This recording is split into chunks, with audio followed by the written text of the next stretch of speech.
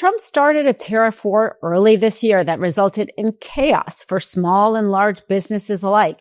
And according to a nonprofit group, American households paid $165 billion in tariffs just this year alone.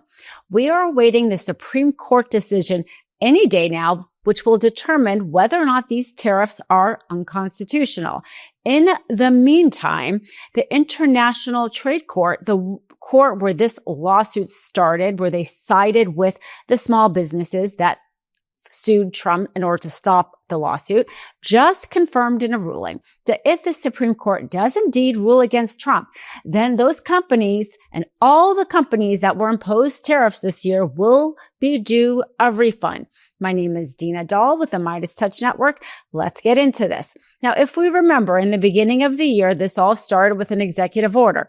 Trump issued an executive order against Canada, Mexico, Canada, saying he had to impose these tariffs because he had to stop the spread of fentanyl, stop fentanyl from coming into this country. He then expanded it, saying the trade deficit was causing a national emergency. So the fentanyl and the trade deficit was a national emergency, and therefore he had power to impose these tariffs under the IEEPA, the International Emergency Economics Powers Act, which ironically was passed back in the 70s to rein in presidential power to tariff. Nixon, Congress thought, had abused his power, and so specifically passed this act in order to make it clear that the president only has such authority in an emergency. It was meant to restrict presidential power with respect to trade, not expand it. This came out in the Supreme Court oral arguments. Justice Ketanji Brown Jackson bringing this up. The fact is, there is nothing in there that talks about tariffs. That word does not exist in the statute. She was pointing out Congress did not mean to give the president this authority. Now, ironically, seeing this now, when you take it against what Trump is doing to Venezuela, it makes his argument even worse because he is using the same exact argument for Venezuela.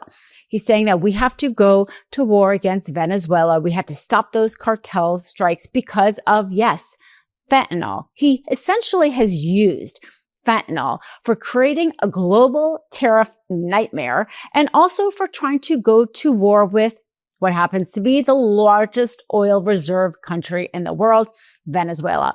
And the fact is, Venezuela isn't part of his initial executive order that he said that he had to target these countries because of fentanyl. But it's the same excuse. And the reason why that matters is the Supreme Court are people and they pay attention to the news. And it's one thing to argue to them in court and another out in everyday life. They hear what's happening. And that is definitely something that hurts their arguments. Another action Trump took hurt him in the oral argument when Canada had the ad during the World Series with literally just the recording of former President Ronald Reagan talking about why tariffs are bad, because pretty much every economic advisor now knows tariffs are bad. We have not actually imposed such large tariffs in this country since 1935, not because other presidents didn't want to grow our economy, but because we learned it doesn't help us, our businesses, or our economy. Well, sure enough, Trump got so upset about that ad, he said that he was going to stop completely all trade negotiations with Canada. And that was also brought up during the Supreme Court oral argument by Justice Sotomayor, saying, is this really, we are giving just this one person power rather than Congress? Isn't the whole idea that one person shouldn't decide to impose tariff or not to impose tariff based on the whims of them watching an ad? And she includes that ad. Holiday shopping is tough. I get it. But what if I gave you the solution to the perfect gift that I think anyone you give it will like? It's as easy as gifting an aura frame. So stop racking your brain on what to get this person or that. Aura frames lets you share photos or videos from any device and they will instantly appear on the frame wherever it is in the world. You can have it at grandma and grandpa's and instantly upload new pictures for them to see. I love the fact that the They have an interactive touchscreen bar, so you can actually go back if you happen to see a photo or video that you wanted to see again or spend a little bit more time with. And I just love how the videos pop up. The live photos even show up. I've gotten a chance to see pictures that I haven't seen in years. And the really cool thing too is that it's not only displays in true color, so the photos and videos look great, but it adjusts for the light level of the room. So at night, when you turn out the lights, your frame also turns off, and it is so easy to set up. All I had to do was download the Aura app, and I connected it to my Wi-Fi and was able to instantly set it up. And if you're sending it as a gift, you can preload your photos before it ships and keep adding photos from anywhere, anytime. So for a limited time, save on the perfect gift by visiting auraframes.com to get $35 off Aura's best-selling Carver matte frames, named #1 by Wirecutter by using promo code MISTRIAL at checkout. That's auraframes.com, promo code MISTRIAL. This deal is exclusive to listeners, and frames sell out fast. So order yours now to get it in time for the holidays. Support the show by mentioning us at checkout. Terms and conditions apply. Trump, time and time again, is his worst evidence in court. The fact is there's a separation of powers, and Congress having the power to impose tariffs creates stability.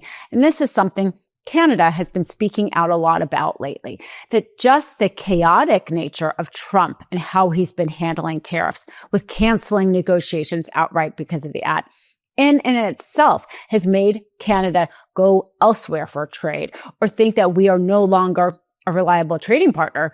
And that instead, if the Supreme Court were to rule in favor of Trump, they would see, and not just Canada, probably any country would see every presidential election now as an economic decision making in a way that it hasn't before. I mean, sure, administrations may change economic policy generally, but usually if a whole body like Congress determines something like tariffs, it doesn't change as often and as quickly as Trump in the middle of the night deciding something on Truth Social. So the Supreme Court sees this and hears this. And Trump, they know that the Supreme Court is paying attention as well. And this is why Treasury Secretary Scott Bessent has been in the news this week, trying to promote why the Supreme Court should rule in their favor. Take a listen. The way President Trump has been able to use his IEPA powers for national security, if the Supreme Court goes the other way, it will be a loss for the American people. That President Trump, look at the drop in fentanyl deaths, because President Trump was able to put fentanyl tariffs on China, Mexico, Canada.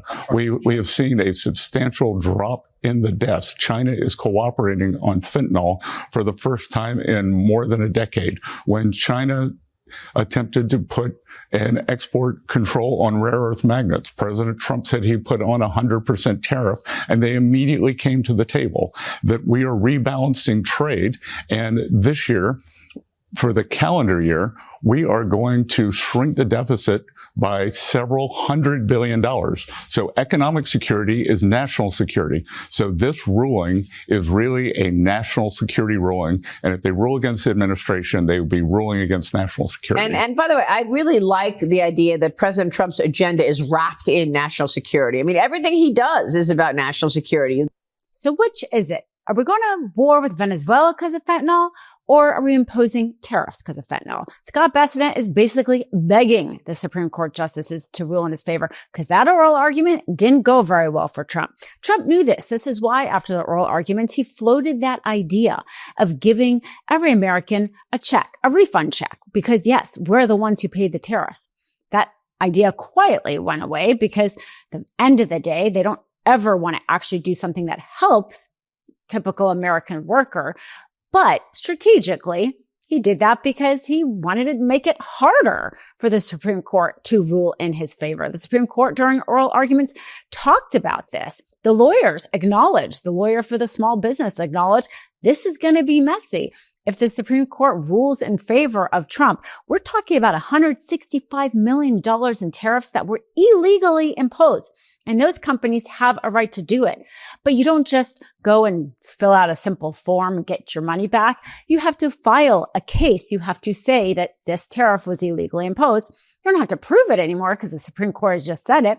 But you have to prove how much that you had. And each person is going to have to get that litigated. Each company is going to have to get that litigated. And then hopefully they do the right thing and pass on those tariff refunds to the American public in discounts to their products that the Americans basically overpaid for. But this is talking about years of litigation that those companies will have to go to get their refund. It was floated then. The Supreme Court, the small business who brought this case said, maybe we are okay with even this being proactive. They just basically would rather the Supreme Court call them illegal so they can have stability and know that their businesses will not change at the whim of this egotistical man and narcissistic man, Trump, but because of actual trade policies that make sense. So they were willing to even walk away from the $165 billion in tariffs imposed as long as it stops it moving forward. And then, of course, Trump and his Treasury secretary are out there saying that if they do lose at the Supreme Court, they'll find another way to impose tariffs. And it's possible they might try to find another way to impose tariffs, but it won't be as easy. And they may not want to go up against the Supreme Court, because if the Supreme Court decides against Trump in this way, which even those Heritage Foundation picked Supreme Court justices seemed more likely to rule against Trump than in perhaps any other case that has come up this year, because also at the end of the day, they are also very pro-business justices. He may not want to tangle with them again. At the end of the day, the American public deserves not only stability and clarity, but not overpaying for products. And businesses here deserve stability and not being at the whim of somebody like Trump. And all of us deserve not to be lied to and not have fentanyl be used as an excuse for a trade war or war with Venezuela. And who knows what other thing he'll start and use that as an excuse as well. Even Trump knows that he's likely to lose at the Supreme Court. So much so that he asked his followers to pray. This man who I'm sure doesn't actually believe in the power of prayer, but wants the Supreme Court to hear him. He says the evil American hating forces are fighting us at the United States Supreme Court. Pray to God that our 9 justices will show great wisdom and do the right thing for America. Well, we will surely do the right thing for America and report on what happens at the Supreme Court. Not looking good for Trump. My name is Dina Doll. This is the MeidasTouch Network. If you have not yet free subscribed, be sure to do that. Follow Mistrial Podcast wherever you listen to podcasts and check out the link to our sponsors below. So grateful for the Mistrial sponsors. They never censor what I have to say, which is so incredibly important in this moment. Love this video? Support independent media and unlock exclusive content, ad-free videos, and custom emojis by becoming a paid member of our YouTube channel today. You can also gift memberships to others. Let's keep growing together.